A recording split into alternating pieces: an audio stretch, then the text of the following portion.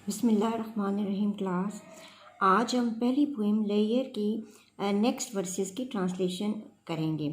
ये आपको reference to the context की तरह से आ सकती हैं। अब चूँकि एक ही पोएम के जो सारे रेफरेंसेस हैं वो आलमोस्ट सेम ही होते हैं, सब के लिए सेम ही होते हैं।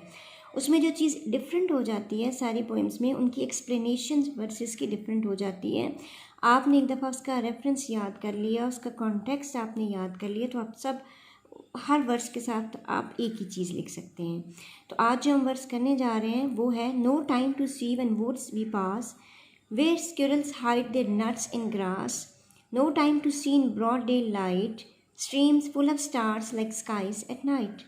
कि राइटर कहता है कि हमारे पास इस बिज़ी ज़िंदगी में बिल्कुल भी वक्त नहीं है कि जब हम जंगल के पास से गुज़रते हैं तो वहाँ पर हम थोड़ी देर रुक जाएं, रुक कर जंगली लाइफ को देखें और देखें कि जंगली जानवर किस तरह से अपनी ज़िंदगी बहुत प्योर और नेचुरल तरीके से गुजार रहे हैं।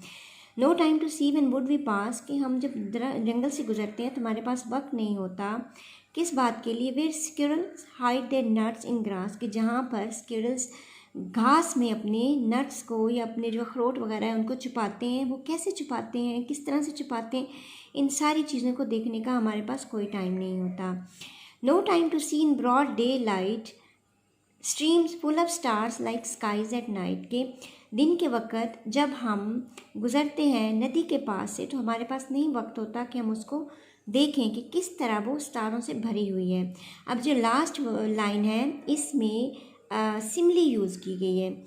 सिमली एक ऐसा आप कह लें लिटरेरी टूल है जिसमें एक चीज़ को दूसरी चीज़ से कंपेयर किया जाता है। जैसे कि स्ट्रीम है, इसको, इसकी ब्यूटी को, इसकी चमक को रात को जब आसमान पर सितारे होते हैं उसकी खूबसूरती के साथ कंपेयर किया है और इस लिटरेरी डिवाइस को सिमली कहते हैं। तो जो पोइट है वो इस चीज़ का मातम करता है, लिमेंट करता है कि हमारे पास बिल्कुल भी टाइम नहीं है कि जब हम दिन की रोशनी में किसी नदी के पास से गुजरते हैं तो वो जब बह रही होती है और जब उसका पानी सूरज की रोशनी पड़ने से चमक रहा होता है तो उसके पानी में बिल्कुल वही चमक होती है जो रात को हम आसमान पर अगर नज़र दौड़ाएं तो आसमान पर सितारों की वजह से चमक आई हुई होती है।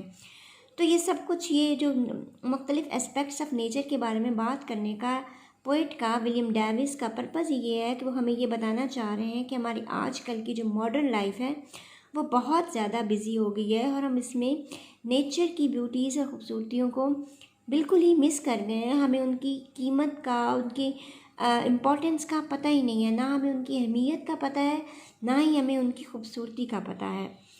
तो इसमें वो कहता है early in the morning when sun rises it throws its rays on the stream. वही अर्ली इन द मॉर्निंग कह लें या कह लें कि ड्यूरिंग डे टाइम, कि जब ये पानी पर सूरज की आप कह लें कि वो उसकी लाइट पड़ती है तो उस पर वो चमक आ जाती है, उसके पानी में चमक आ जाती है, उससे वो पानी जो बहता पानी है वो चमकता है और वो चमकता पानी भी बिल्कुल रात के सितारों की मानिंद होता है। लेकिन हमारी बैड लक ये है कि हम अपने सारे कामों में बहुत ही मसरूफ़ रहते हैं और हम उन चमकते पानियों को और उन चमकती नदियों को देखने से महरूम रहते हैं। तो क्लास, ये था आपका आज का लेक्चर।